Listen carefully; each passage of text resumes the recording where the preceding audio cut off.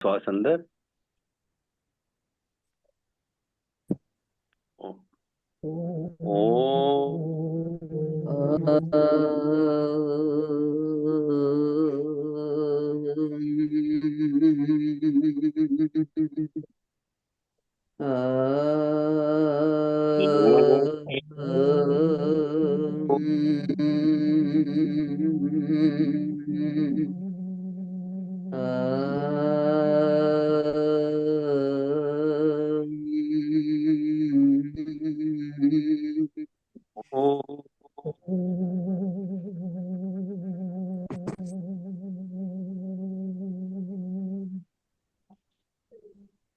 वही जो मुझे पहले करना कहना चाहिए था, अभी कहता हूँ, अभी कहना चाहता हूँ।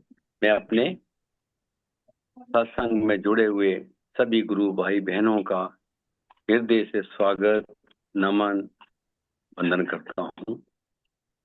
और आज से थोड़ा सा चेंज है।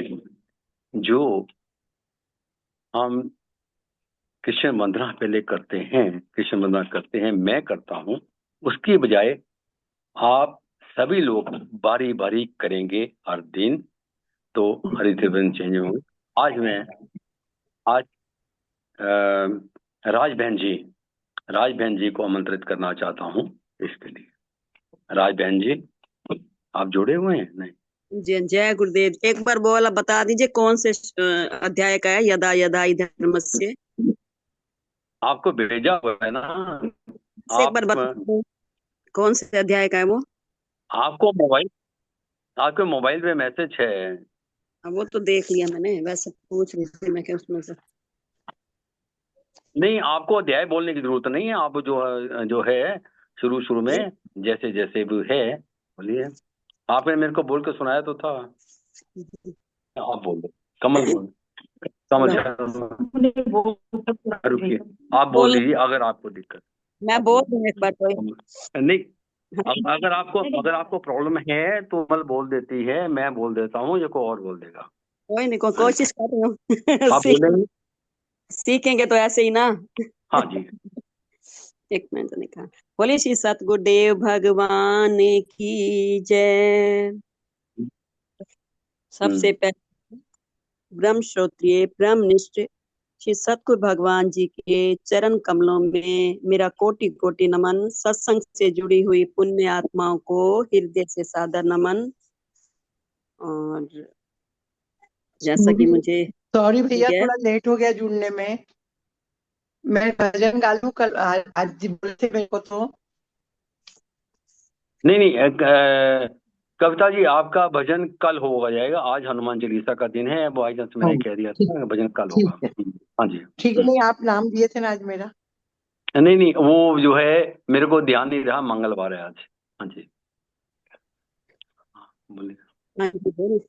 हाँ जी। बोले बंके बिहारी लाल की जय।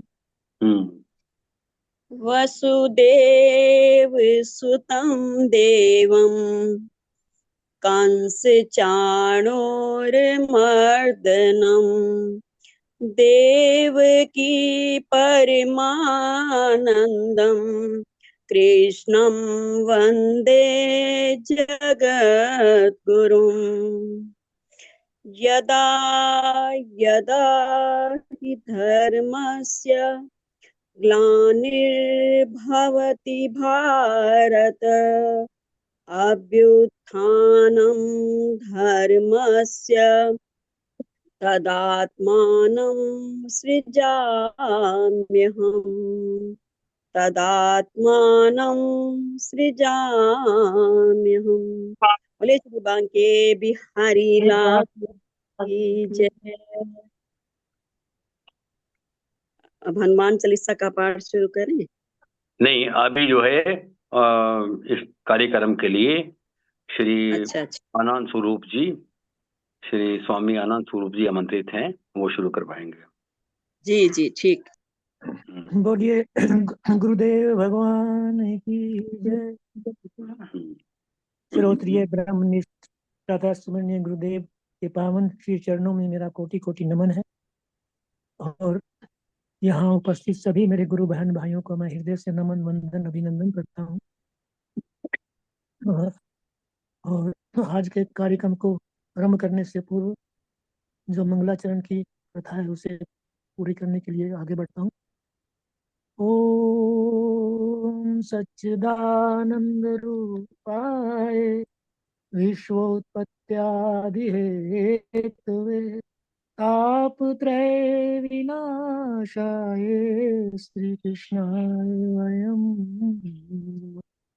ओम ब्रह्मानंदम परम सुखदम केवलम ज्ञानमूर्तिम् तमतीतं गगन सदृश्यं तत्त्वस्य आदिलक्ष्यम् एकं नित्यं निर्मलजलं सर्वधी साक्षिभूतं भावातीतं त्रिगुणरहितं सद्गुरुं तं नमः।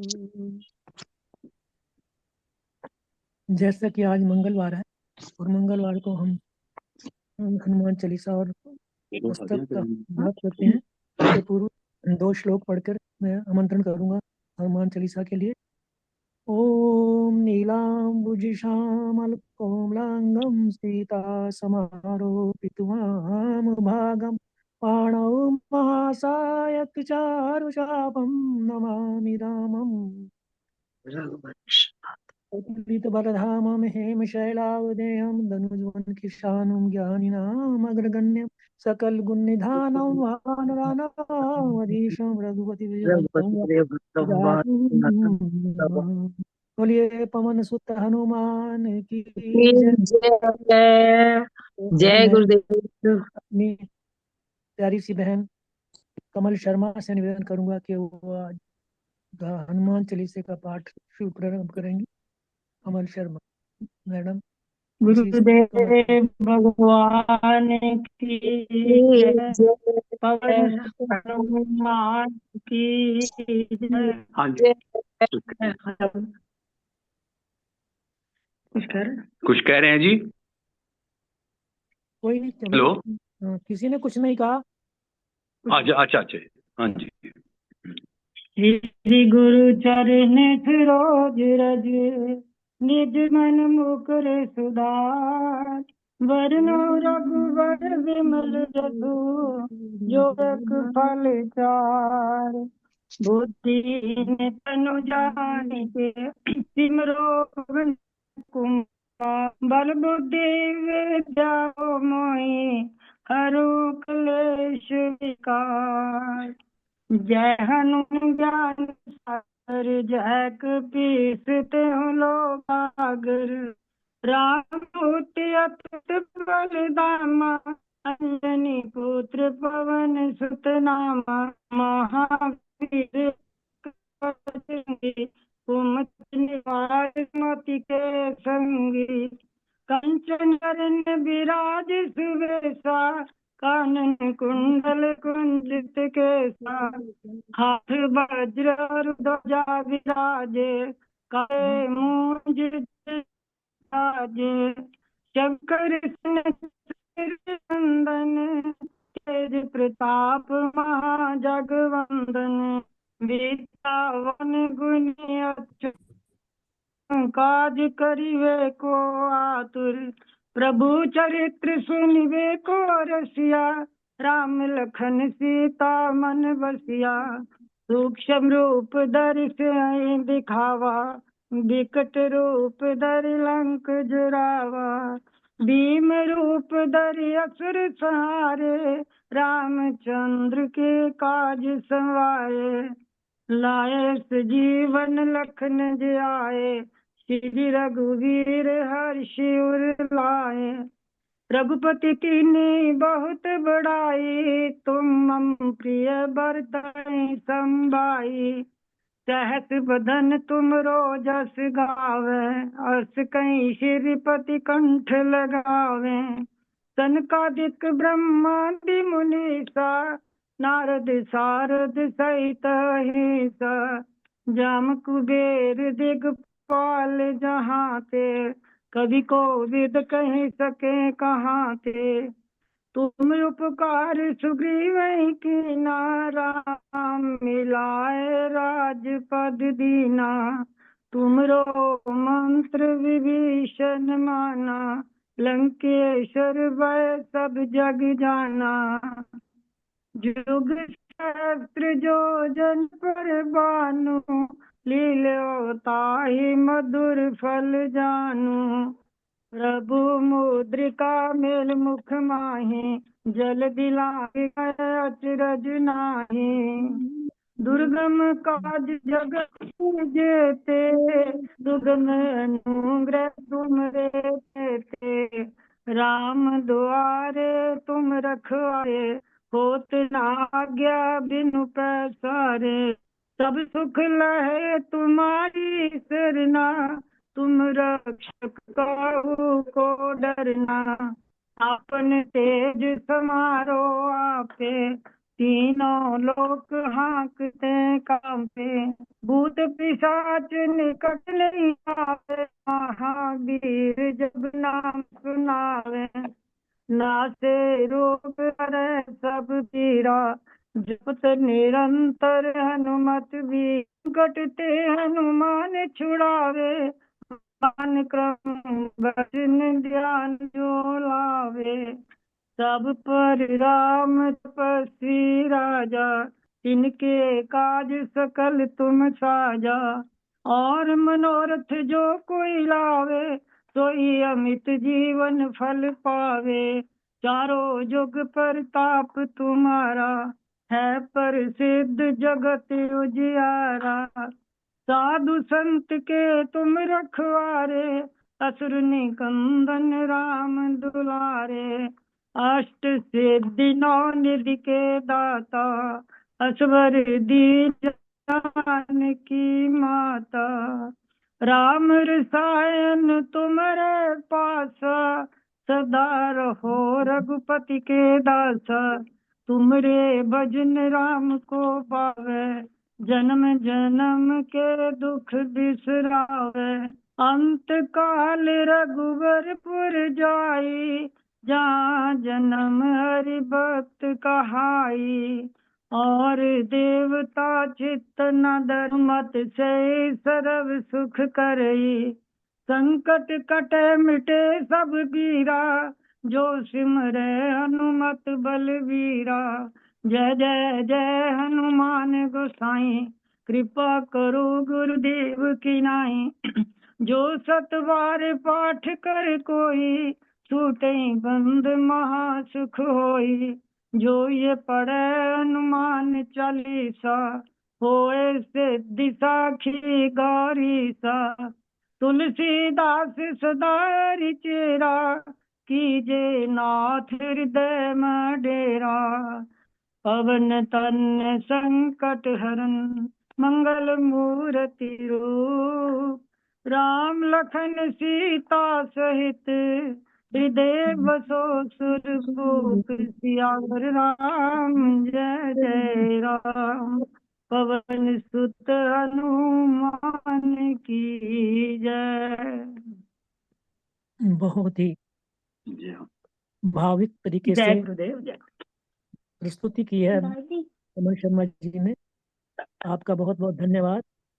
और हम परमात्मा से प्रार्थना करते हैं कि इसी तरह से हनुमान चालीसा का पाठ आप रोज करती रहें, और इसका जो लाभ है, जो हमें मिलता है, मानसिक लाभ और व्यवहारिक लाभ भी मिलता है, और जो सबसे ज्यादा जो है हमारी बुद्धि पवित्र होती है।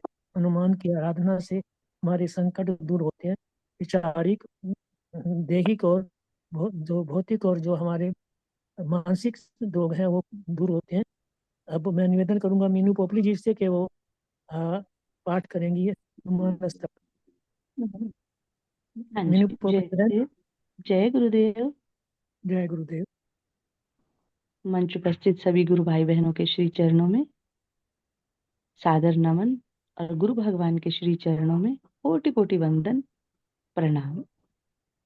तो श्री हनुमान चालीसा का पाठ अभी हम सब ने श्रवण किया। अब हनुमान अष्टक का पाठ प्रभु की पावन कृपा से हम सब श्रवण करेंगे। श्री हनुमान अष्टक। बाल समय रवि भक्ष लियो तब, तीनहु लोक भयो अंधियारो, ताहि सो त्रास भयो जग को यह, संकट काहू सुजात नटारो।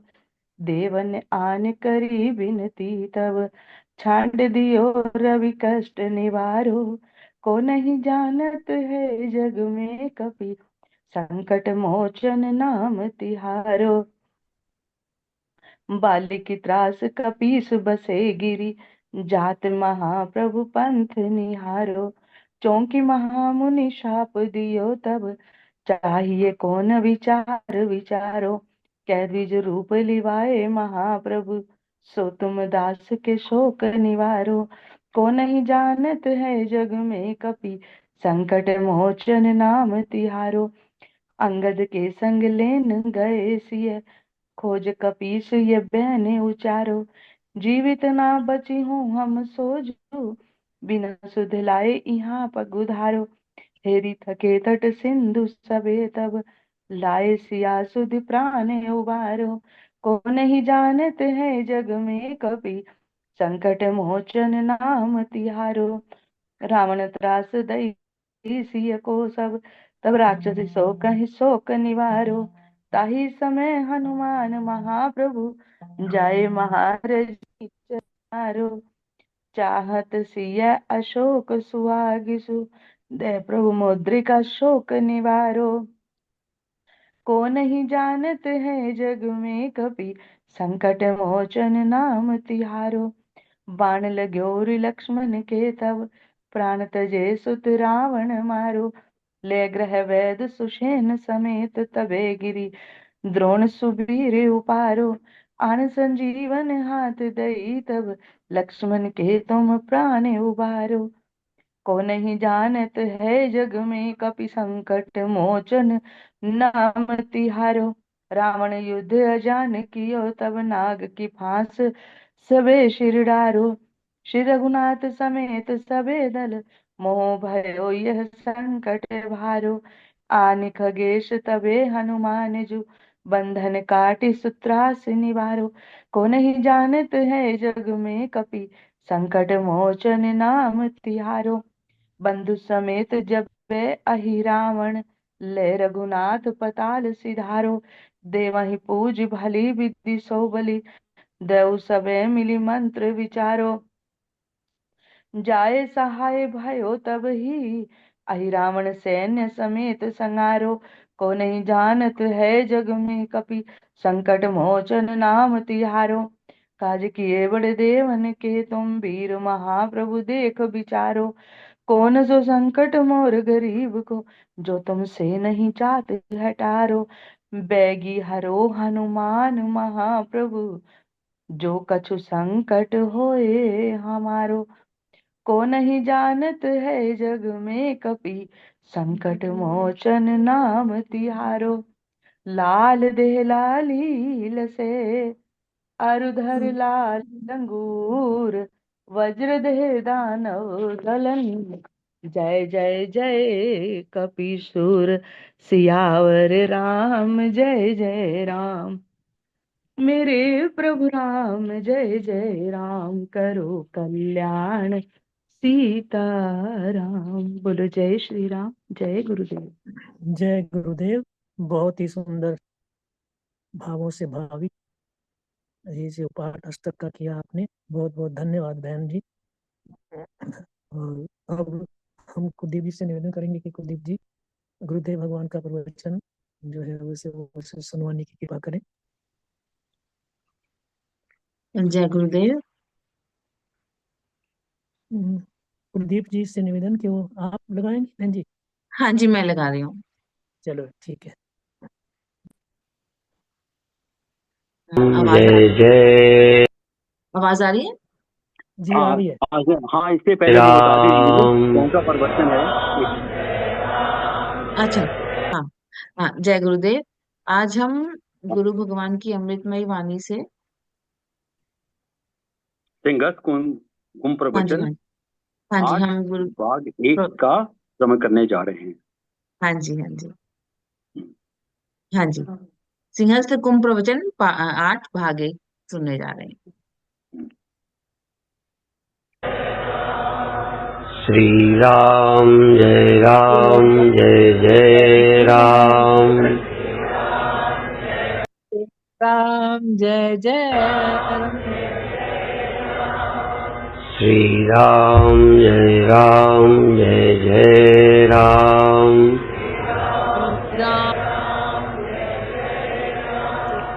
सच्चिदानंद भगवान की, सनातन धर्म की।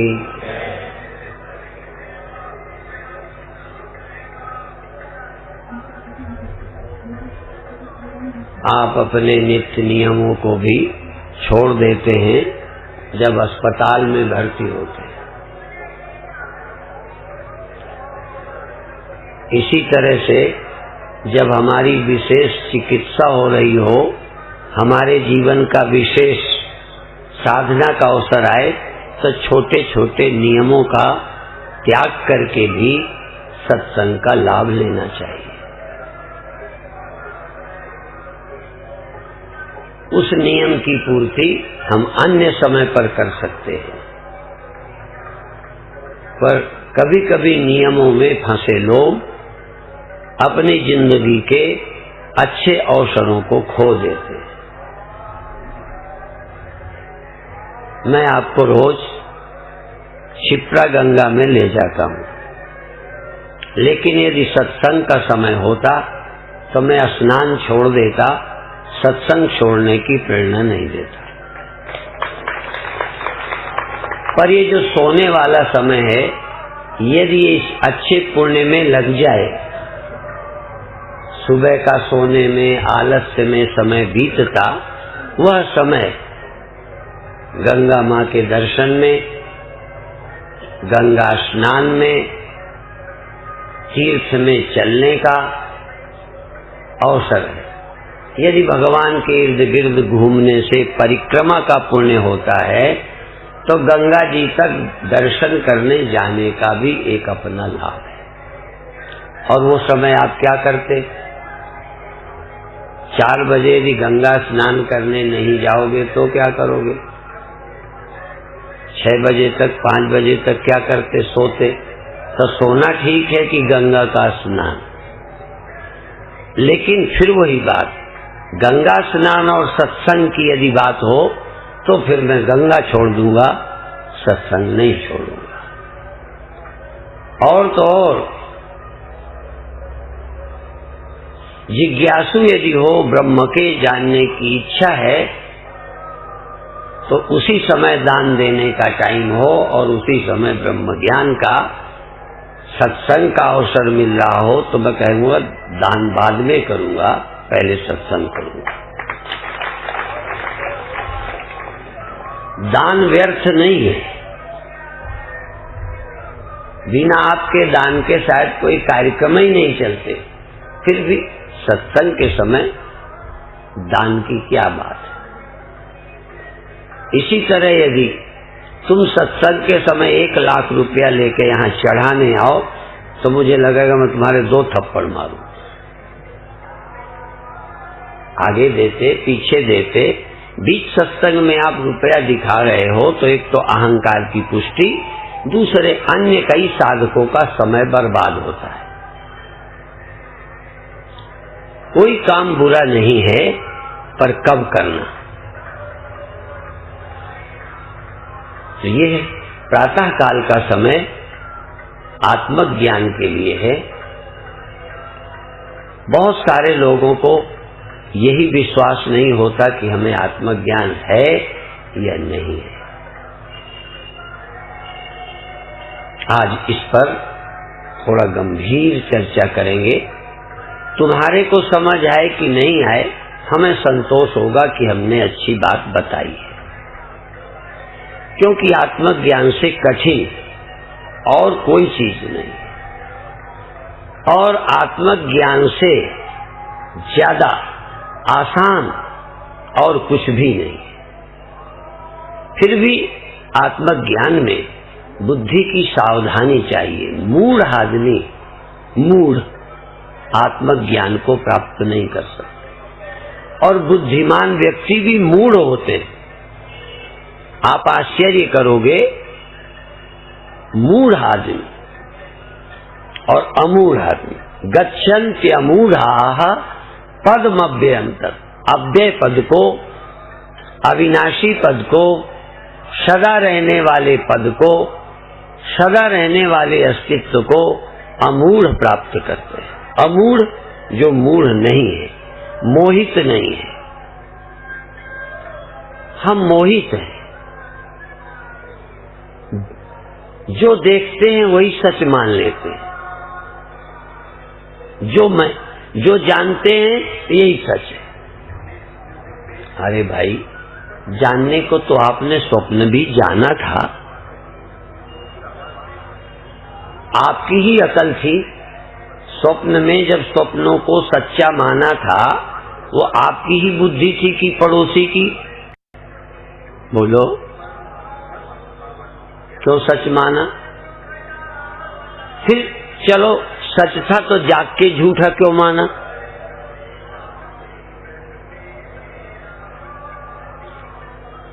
जागने के बाद स्वप्नों में जो कुछ गड़बड़ हुई, चोरी हुई, लड़का मर गया, लॉटरी आ गई, अच्छा हुआ या बुरा हुआ, जाग करके फिर बहुत सुखी दुखी होते हो क्या? हाँ, एक सुख, एक शांति तो मिलती है। क्या मिलती है? जागे हानि न लाभ कछु। स्वप्न में लाभ भी होता है और बोलो हानि भी होती है। दो ही तरह का स्वप्न होगा। बीच का भी होता है जिसमें खास लाभ हानि नहीं है, न चोरी हुई, न लॉटरी आई, न परीक्षा दी, न रिजल्ट आया। एक ऐसा भी स्वप्न है जहां हम थे तो, पर न कुछ बुरा हुआ न अच्छा हुआ, सिर्फ हुआ। जागृत में भी कुछ क्षण ऐसे हैं, न रोने के हैं न हंसने के हैं, हो, सिर्फ हो। हाँ, मर नहीं रहे हो, इतना ही है। जिस समय न मर रहे हो, न बीमार हो, और न पुत्र उत्पत्ति हुई है, न शादी हो रही है। क्या जागृत में 24 घंटे आपकी शादी होती रहती है? 24 घंटे बीमार होते हो क्या? या 24 घंटे आपका रिजल्ट पास होने का आता रहता है क्या? तो कुछ क्षण ऐसे बीच के होते हैं, न विशेष सुख है न विशेष दुख है। तो स्वप्नों में भी कुछ अच्छे सपने होते हैं, कुछ बुरे होते हैं। जग जाने पर सपने का तो कुछ नहीं रहता, पर यदि स्वप्न में नुकसान हुआ है, मौत हुई है, घाटा लगा है, तो जागते क्या हो जाता है? दुख दूर हो जाता है। मिला कुछ नहीं, सिर्फ दूर हुआ। क्या दूर हुआ? दुख। वो जो कुछ हुआ झूठा लगने लगा, और लाभ हुआ, लॉटरी आई, पुत्र हुआ, शादी हुई। यदि स्वप्न में शादी हो जाए, नींद खुलने से भी शादी बनी रहती, तो बेचारे का जिंदगी ठीक हो जाता। स्वप्न में विवाह हुआ, नींद खुली, तो अब तो जरूरत नहीं पड़ेगी शादी की। यदि स्वप्नों के विवाह होने से जाग जाने पर भी विवाह की जरूरत न रहती, तो अच्छा हुआ, स्वप्न एक काम हो गया, एक समस्या हल हो गई। पर जागे हानि न लाभ कछु। अच्छा, कौन लोग हैं जिन्होंने ये चौपाइयां नहीं सुनी या इस तरह की कथा नहीं सुनी? सबने सुनी, पर जागे हो। जागे हानि न लाभ कछु। जो लाभ हुआ था स्वप्न में, जो हानि हुई थी, जागने में क्या हुआ? लाभ हानि समाप्त हो गए। ऐसे ही ब्रह्म ज्ञान क्या करेगा? आत्मज्ञान क्या करेगा? जो अभी आम जनता को जागृत अवस्था में पुत्र लाभ, जीवन लाभ मालूम पड़ता है, हम जी रहे हैं, ये जो मालूम पड़ता है, नींद खुलेगी तो ये जीवन ही नहीं है। जो जी रहे हो ना, ये जीवन ही झूठा है। स्वप्न का अपना भी जीवन खत्म जागते ही, वो जीवन ही झूठा निकला, वो मौत ही झूठी निकली, वो लाभ ही झूठा निकला। ऐसे ही जिनको आत्मज्ञान होता है वो जागृत के लाभ नहीं लगते, और जागृत में होने वाली हानि नहीं लगती। तिमि प्रपंच जिय जो है, जैसे स्वप्न ऐसे ही संसार है। किसके लिए? ज्ञानी के लिए। क्या ऐसा अनुभव आपको क्षण भर भी हुआ कि जगत स्वप्न है?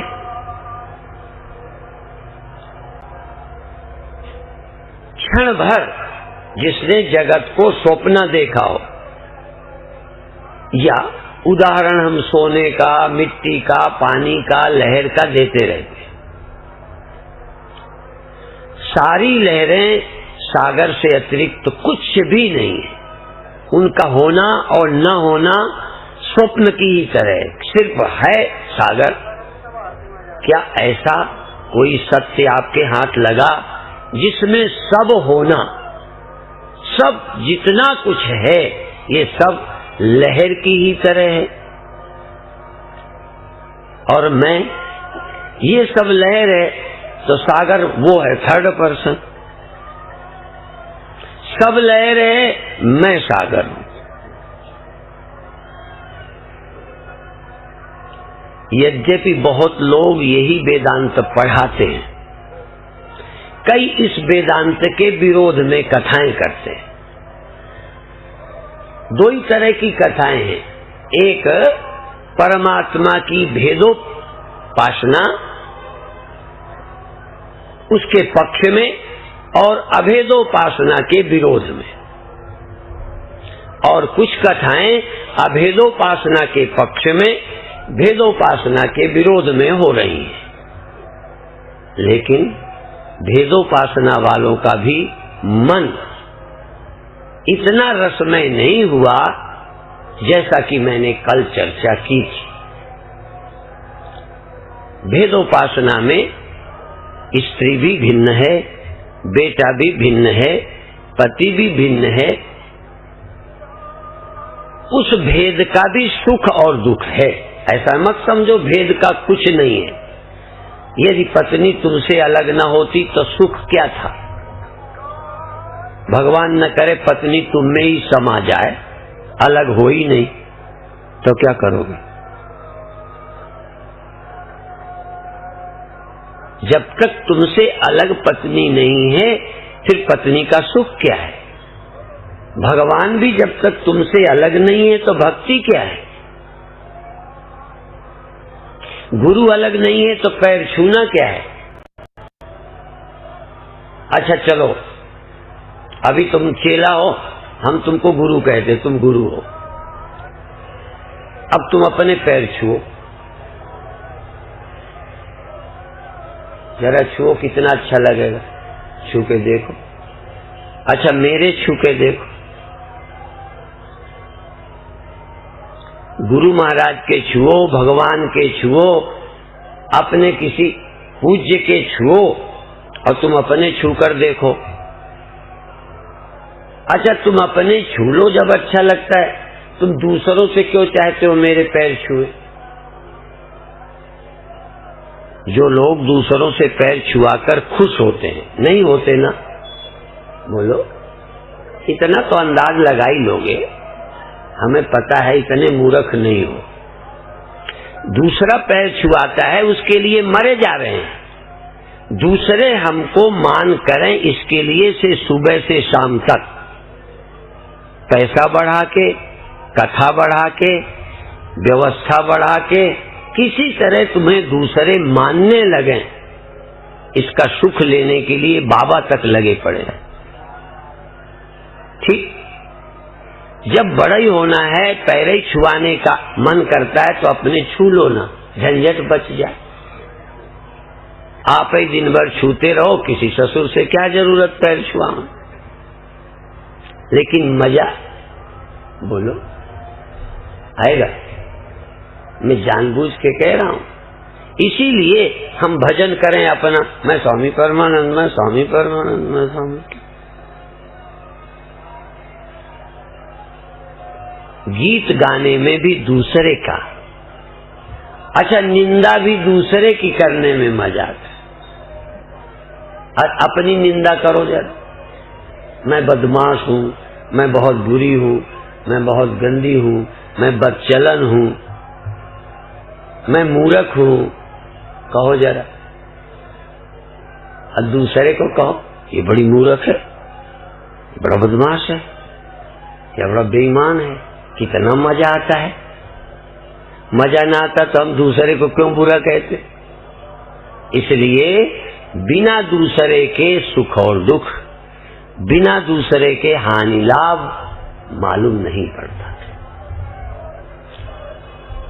इसीलिए हमको अभी भजन में दूसरा भगवान चाहिए, जिसको हम देखें, जिसको हम हाथ जोड़ें। थोड़ा बहुत भी कहीं तो आपको अच्छा लगता होगा हाथ जोड़कर, बस जहां तुमको हाथ जोड़ना अच्छा लगे वहां बैठकर हाथ जोड़ा करो। जहां सर झुकाना अच्छा लगे वहां सर झुकाओ, सब जगह ना झुकाओ। अभी दर दर में झुक जाए, जो दर दर में झुक जाए उसे सर नहीं कहते।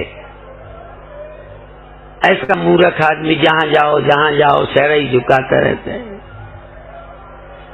दर दर में झुक जाए उसे सर नहीं कहते, और जहां सर न झुक जाए उसे दर नहीं कहते।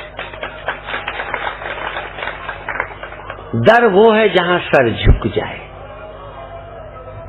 झुक जाए, झुकने में अच्छा लग जाए, वो दर है। झुकाना पड़े तुम्हारा सर पकड़कर, जैसे कभी कभी तुम अपने बच्चों को ऐसे पकड़ के कमर से स्वामी जी के पैर, वो तो रो पड़ा।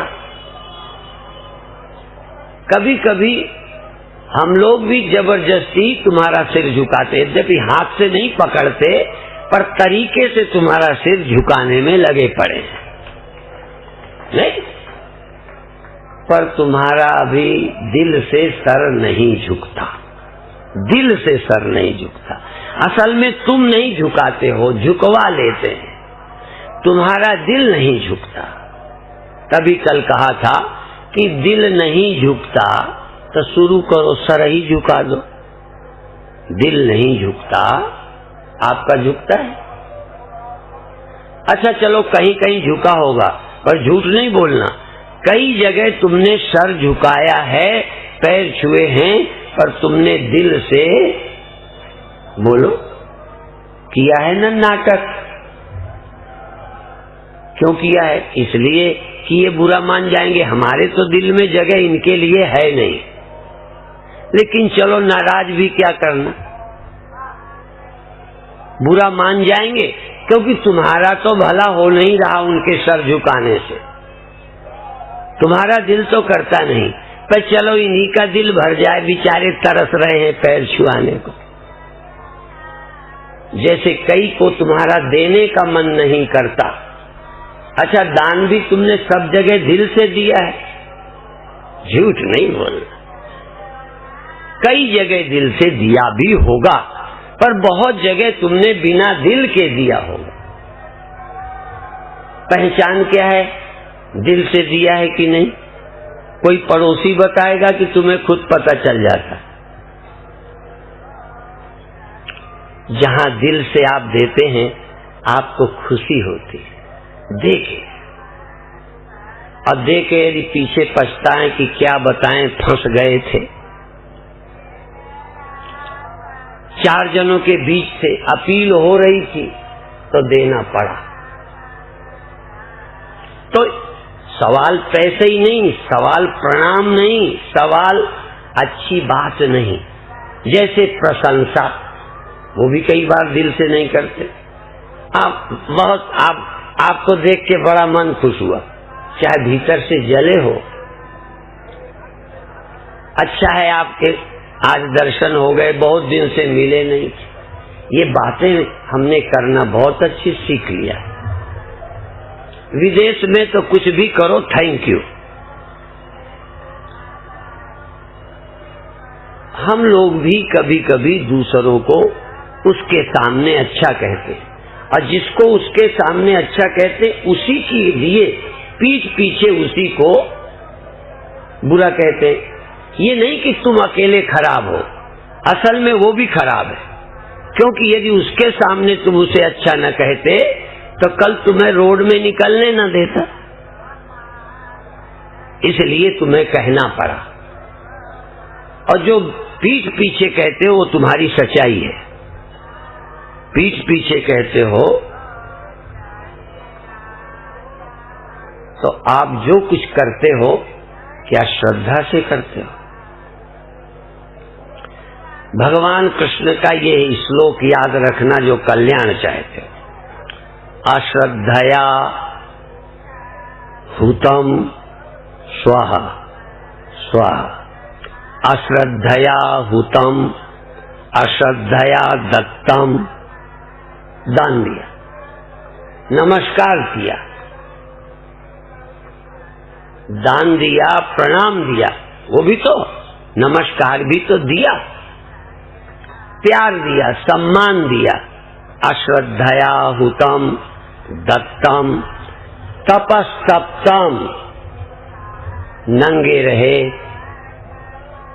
धूप में रहे, बड़ी मेहनत की।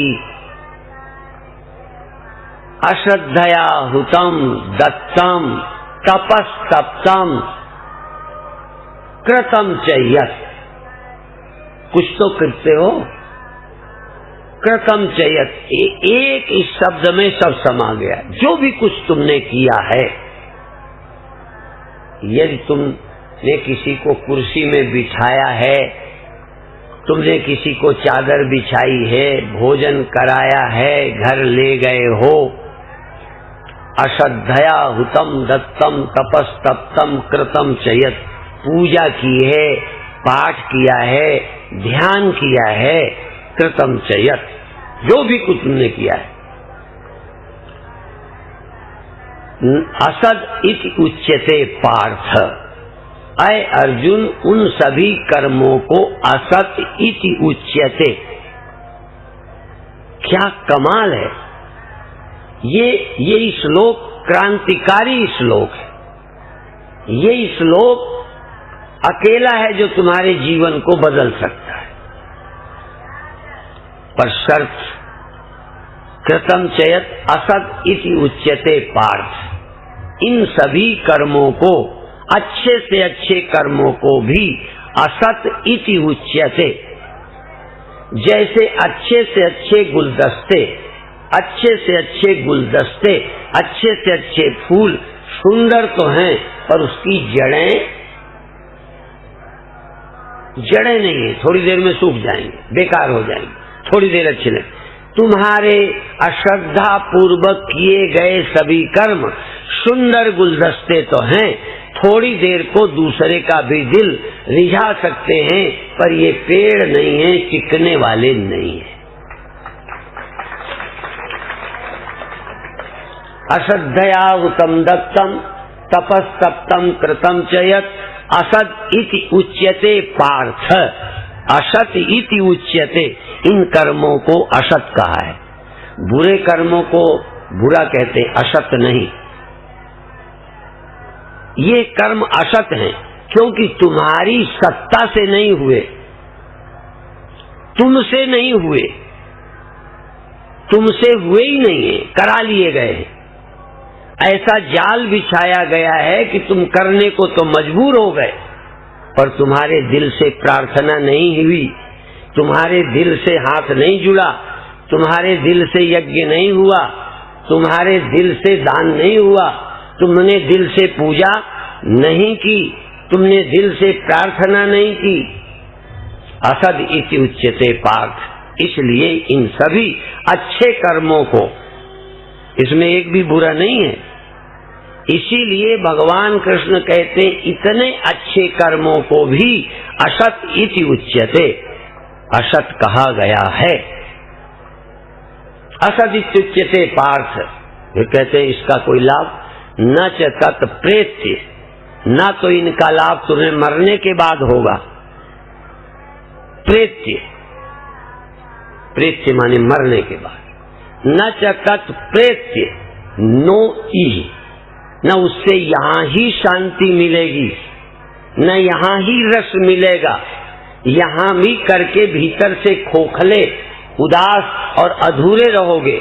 ऐसे कर्मों से न यहाँ ही कोई बड़ा लाभ है, न शरीर छोड़ने के बाद लाभ है। और मैं जानता हूँ 90% लोग असत कर्म ही कर रहे हैं। ये श्लोक मेरा बनाया नहीं है, और मैं श्लोक बनाना नहीं जानता, ग्रंथ बनाना नहीं जानता। मैंने तो ग्रंथों को पढ़ा है, सुना है, और इसीलिए मैं ये नहीं कहता कि मेरी इन सब कर्मों में आज श्रद्धा है।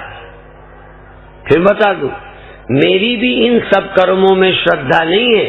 मेरी श्रद्धा पूरी आत्मज्ञान में और निष्ठा में है। इसीलिए मैं उस पर जोर देता हूं। तुम्हारी श्रद्धा है तो करो, लाभ मिलेगा ये दावे से कहता हूं, पर श्रद्धा से करो, नाटक मत करो। और ये भी नहीं कहता नाटक मत करो, जहां नाटक करना है कहो, क्योंकि इस दुनिया में रहना है। किसी महात्मा के पास जाओ, चाहे महापाखंडी हो, धूर्त हो, तो भी हाथ जोड़ लो, नहीं तो आश्रम में रहने ही नहीं देगा, पंडाल में ठहरने नहीं देगा। इसलिए श्रद्धा नहीं तो मैं नहीं कहता उनसे लड़ जाओ, श्रद्धा नहीं है तो साफ ना कर दो, ये नहीं कहता, व्यवहार कुशल भी रहो, लेकिन उससे तुम्हारा व्यवहारिक लाभ तो होगा, पंडाल में रहने को मिल जाएगा, पर उससे तुम्हें मुक्ति और बहुत बड़ा पुण्य मिलने वाला नहीं है। इसलिए यदि आप शांति चाहते हो, मुक्ति चाहते हो, तो सत्कर्म करो। सत्कर्म, अच्छा कर्म भी यदि दिल से हो तो सत्कर्म, अच्छा कर्म यदि दिल से ना हो तो असत कर्म। ये मेरी परिभाषा नहीं है, ये भगवान कृष्ण की परिभाषा है। मैं तो सिर्फ व्याख्याता हूं, अनुवादक हूं, ट्रांसलेटर हूं, उनकी भाव। जय गुरुदेव।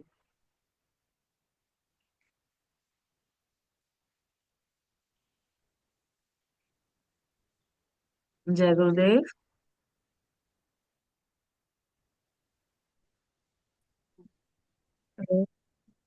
अभी समय बहुत कम है और मैं अपनी तरफ से कुछ कहूँ, मैं अभी यहाँ कुछ कहने की नहीं समझता कि जरूरत है, और मैं कांता गोयल बहन से निवेदन करूंगा कि वो आज के प्रवचन पर अपनी अभिव्यक्ति प्रदान करें।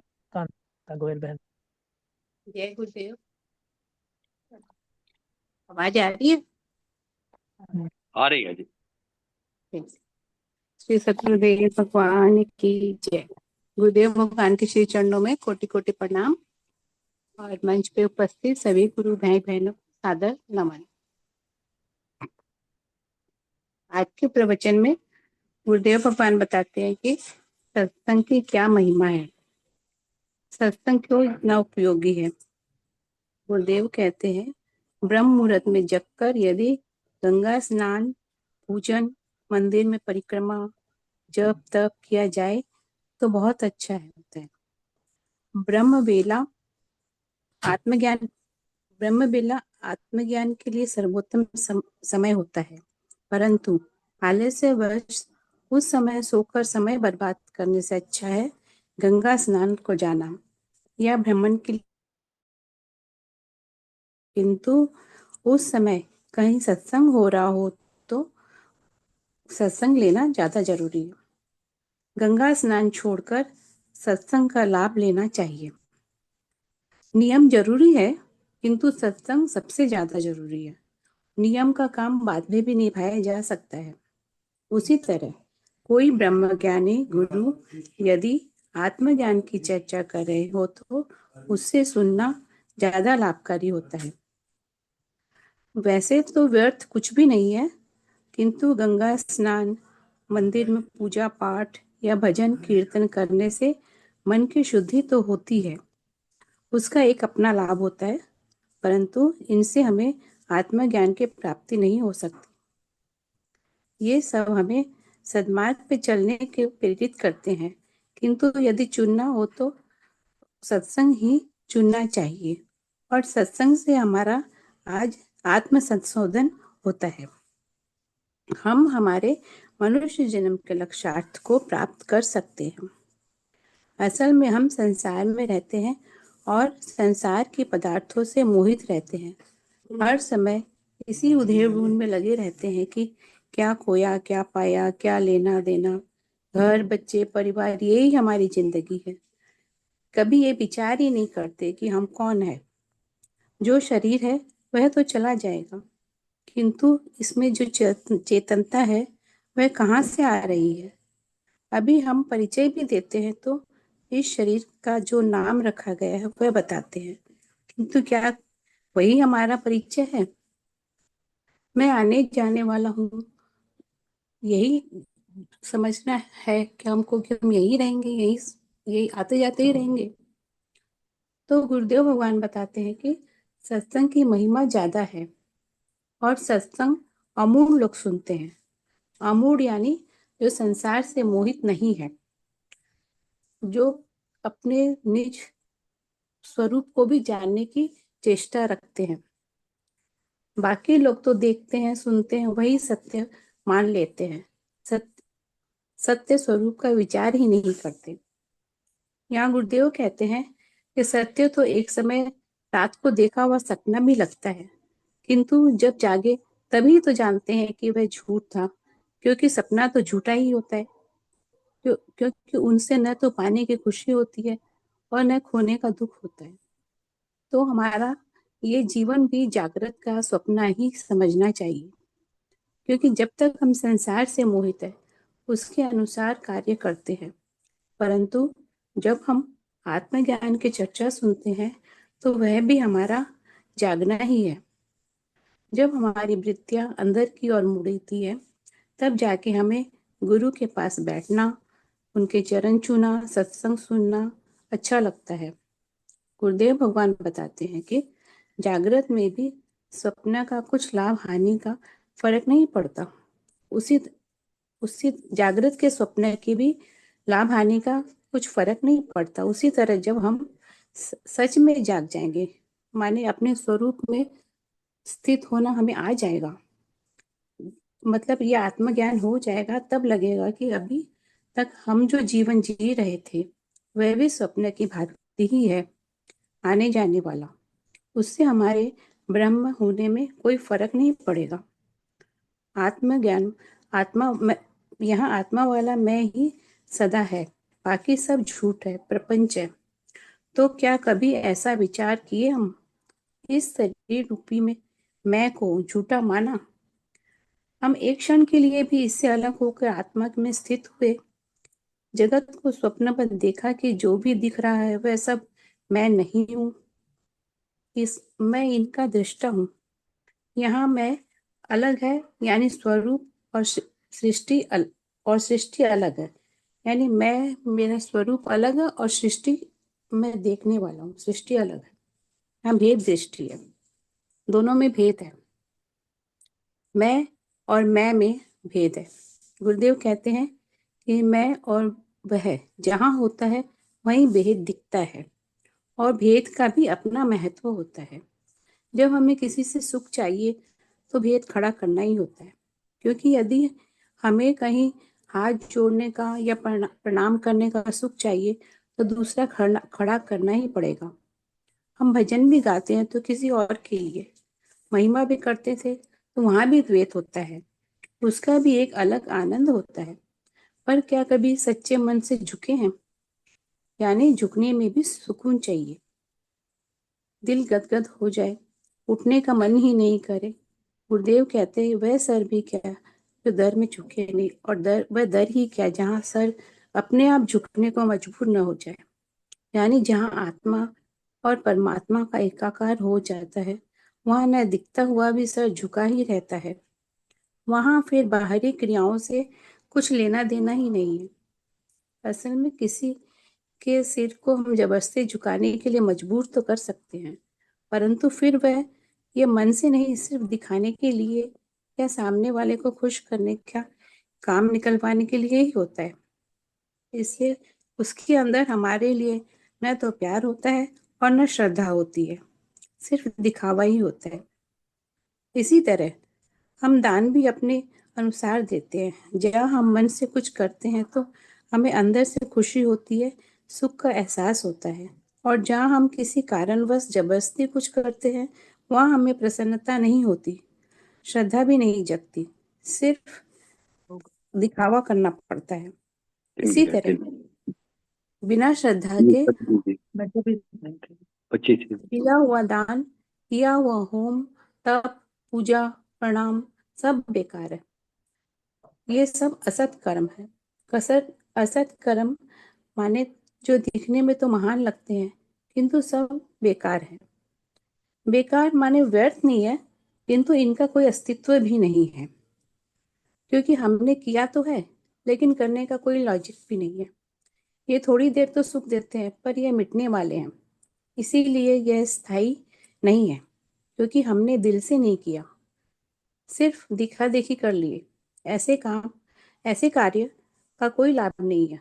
ऐसे कर्म न तो यहाँ सुख देते हैं और न मरने के बाद ही पुण्यदायी फल देते हैं। इसीलिए गुरुदेव कहते हैं कि जो भी करो श्रद्धा से करो, यदि व्यवहार करो तो भी कुशलता से करो, और आत्मज्ञान चाहते हो तो पूरी निष्ठा से सुनो और जानने की कोशिश करो, तो फिर मुक्ति एक क्षण के लिए भी तुमसे दूर नहीं है, क्योंकि सच्चाई और ईमानदारी सर्वोपरि होनी चाहिए। इसी के साथ हम अपनी वाणी को विराम देते हैं। जय गुरुदेव। जय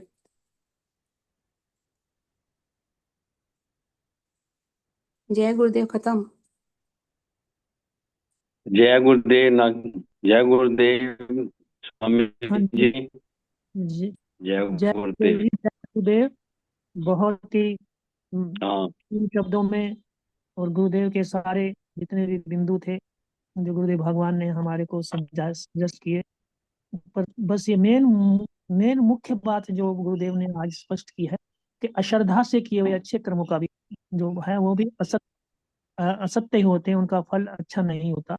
ये हमें जीवन में उतारना चाहिए कि जो भी करें श्रद्धा से करें और भाव से करें। जो केवल मजबूरी समझकर किए हुए काम है, चाहे वो अच्छे भी हों, चाहे वो प्रेरणादायक भी हों, रोज लंगर भंडारा करने वाले भी हों, रोज बहुत लोगों की हेल्प भी करते हों, पर उसमें हमारा जो श्रद्धा का ना हो, केवल दिखावे के लिए और अपनी प्रसिद्धि के लिए और अपनी मान बढ़ाई के लिए किए गए हों, तो वो जो कर्म है वो भी असत्य कर्म होते हैं। सत्य कर्म में इन सब का जो निवारण हो जाए, केवल और केवल कर्म किया और कोई भी भावना शेष ना रहे, तो वो विशेष का जो काम होते हैं वो इस लोक में भी हमें फल देते हैं और परलोक में भी उनका फल मिलता है। ये बात जो है हमें आज के इस प्रवचन के माध्यम से इस सूत्र को अपने जीवन में उतारने की कोशिश करनी चाहिए कि हम भी जो करें तो बड़ी श्रद्धा से और भगवत प्रेम में भरे हुए भावों से भावित होकर वो करें। तब निश्चित रूप से जो जो अच्छे कर्म भी हैं हमारे, वो कर्म में सत्य कर्म ही बन जाएंगे, और सत्य कर्मों का प्रभाव लोक में भी और परलोक में भी बहुत अच्छा होता है। अच्छा ही होगा, और यहाँ भी हमें संतुष्टि और तृप्ति भी मिलेगी। उस जो असत्य कर्म है उनसे तृप्ति और संतुष्टि नहीं मिलेगी, लेकिन जो हम सत्य कर्म करेंगे, सत्य भाव से भावित होकर करेंगे, उनका प्रभाव हमारे जीवन में, हमारे व्यवहार में, हमारी वाणी में, हमारी ख्याति हमें चाहनी नहीं पड़ेगी, हमें पैर छुआने नहीं पड़ेंगे। लोग स्वयं आकर कल्पना करेंगे कि हम इनके पैर छू लें, वो हमें देखकर खुश होंगे, हमें देखकर प्रसन्न होंगे, उनका मन करेगा। हम वो ना चाहें तब भी, गुरुदेव नहीं चाहते फिर भी लोग प्रणाम करते हैं, तो ये उनकी अपनी एक स्थिति है, उनका एक अपना भाव है। वो तो केवल ये सोचते हैं कि इनको तसल्ली होती है, छोड़ने की इच्छा नहीं, लेकिन उनको ये लगता है कि इनको छूकर शांति मिलती है, प्रेम मिलता है, तो ये करें। ऐसे करके हम अपने जीवन में भी कुछ प्रैक्टिकल जो मूल तत्व हैं, मूल चीजें हैं, उनका जीवन में उतारने की कोशिश करें। उनको एक अच्छे से उनकी एक डायरी बनाएं, उनको फिर बार बार पढ़ें, उनको बार बार फिर देखें, फिर अपने को निरीक्षण परीक्षण करें, तो निश्चित रूप से ये परिवर्तन हमारे जीवन में भी आ सकते हैं। और ये इस परिवर्तित जीवन का एक बहुत बड़ा, अपने आप में बहुत बड़ा लाभ है। इसी के साथ आज आज के जो कार्यक्रम है उसका समय अपनी चरम को छू चुका है, और समापन की आज्ञा है। हाँ कुलदीप जी, जी, हाँ जी, बिल्कुल। हाँ, हाँ जी, हाँ जी। तो समापन के लिए मैं निवेदन करूंगा। हमारे परवीन मित्तर जी जुड़े हुए हैं क्या? अभी देखना। एक मिनट जी, मैं देखता हूँ। हाँ भाई साहब, नमस्कार। हाँ जी, हाँ, मैं नमस्कार आप भाई साहब, जुड़े हैं। नमस्कार। आपको वंदन है। अरे आपको बहुत बहुत प्रणाम भाई साहब। हाँ, बहुत सारा आशीर्वाद भाईजान। भैया भैया जी जी, जी। आप आज के कार्यक्रम पर अपनी कोई प्रतिक्रिया देना चाहें तो, और नहीं तो फिर नहीं कार्यक्रम। नहीं, बहुत बहुत बढ़िया है जी। श्रद्धा का जो गुरुदेव ने आज समझाया, और ये वास्तविकता है कि आप, मतलब मैं थोड़ा सा, या तो गुरुदेव ने जो बताया वो बिल्कुल सही बताया, लेकिन और शायद मुझे लगता है कि और इसका विस्तार, उन्हें समय कम रहा होगा इस चीज का, कि श्रद्धा से काम करने से अपने को आनंद मिलता है, और बिना श्रद्धा के काम करने से जो दूसरे का हमने काम कर दिया उसको तो आनंद मिल ही रहा। हमने भंडारा कर दिया बिना श्रद्धा के, दूसरे का तो पेट भर गया, दूसरे को तो आनंद मिल गया ना, वो भूखा था, लेकिन हमें वो आनंद नहीं मिलेगा क्योंकि हमारे में श्रद्धा नहीं थी। हमारे में अहंकार आएगा और कि देखो मैंने इनको खाना खिलाया। लेकिन अगर वही काम हम श्रद्धा से करें और हमारा मन बार बार हमें ऐसे करेगा, अरे वाह क्या मुझे आज अवसर दिया, ये इनको मैंने अन्न प्राप्त करने में मैं इनका सहयोगी बना, ईश्वर ने मुझे ये मैं बजाय अपने पे अहंकार करने के अपने को कृतार्थ मानूं कि ईश्वर ने मुझे ऐसा अवसर दिया कि मैं किसी के भोजन प्राप्त करने में निमित्त बन सका। कितनी बड़ी कृपा है ईश्वर की, इतनी मेरी श्रद्धा हो तो वो मेरे को अंदर से गदगद कर देगा। ऐसा मेरा चिंतन है इस पे।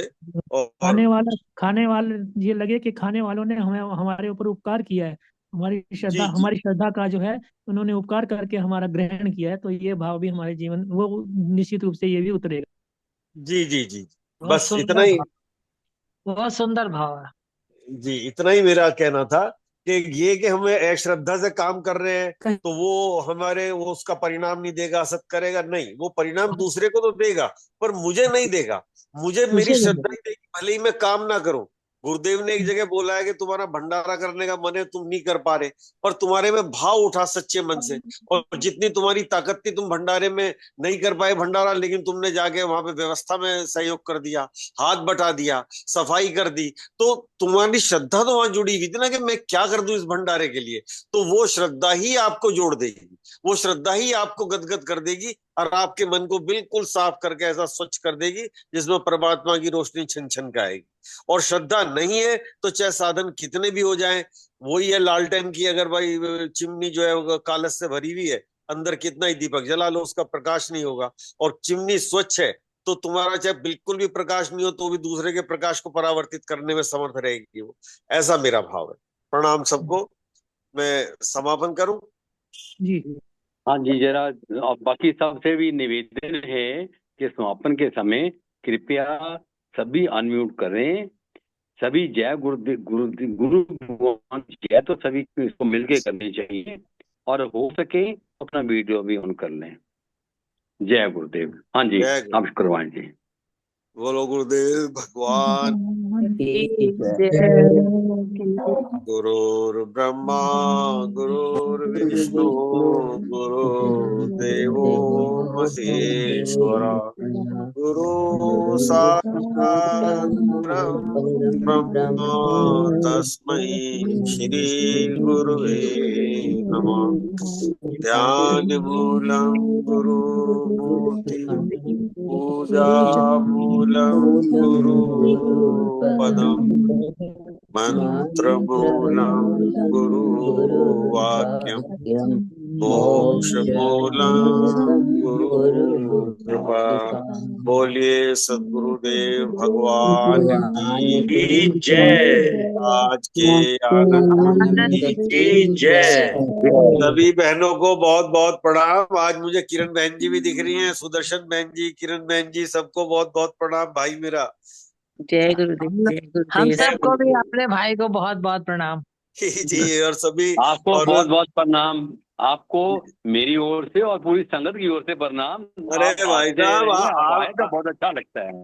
आप आते हैं तो सब लोग खिल जाते हैं, खुश हो जाते अरे हैं। नहीं, अरे बहन जी नहीं नहीं, ये तो सब आपने बहुत बगिया अच्छी इतनी बात हमने बनाई कह हुई दी। है, मेरा हमने मन सच्ची करता बात है। कही है, अब आप स्वीकार करें या ना करें। जी सच्चिदानंद जी, अरे भगवान की स्वीकार जय।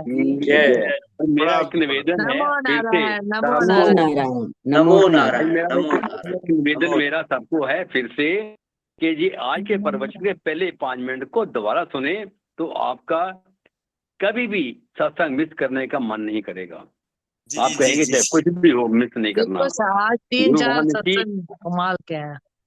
जी सत्संग की बहुत महिमा बताई आज गुरु भगवान ने। जी जी जी, हाँ जी, ठीक है, ओके। प्रणाम भाई साहब।